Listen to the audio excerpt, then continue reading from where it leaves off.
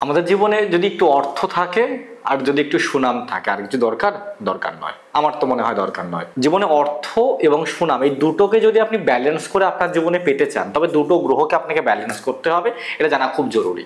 কিভাবে এবং কোন দুটোকে, সেটা হচ্ছে কি, রবি কাকে ইন্ডিকেট করে? রবি ইন্ডিকেট করে নাম, যশ, সুনাম, খ্যাতি এগুলোকে। শনি ইন্ডিকেট করে কাকে না, শনি ইন্ডিকেট করে অর্থকে।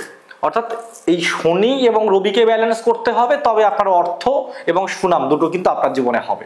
অর্থাৎ এই অর্থ এবং সুনাম এই দুটো আপনার জীবনে হতে গেলে, এই শনি এবং রবিকে ব্যালেন্স করে রাখতে গেলে, শত্রুতাটাকে ঝামেলাটাকে মেটাতে গেলে আপনাকে চাঁদি অর্থাৎ রূপো আপনাকে কিন্তু ধারণ করতে হবে। কি করে করতে হবে না, আমাদের এই আঙুলটা আমাদের ঐশ্বর্য, শৌর্য এগুলোর কিন্তু প্রতীক। অর্থাৎ যদি এই আপনার বৃদ্ধাঙ্গুলিতে যদি আপনি একটি চাঁদি অর্থাৎ রূপোর যদি কোনো আংটি পরতে পারেন, তবে শনি এবং রবিকে আপনি ব্যালেন্স করতে পারবেন।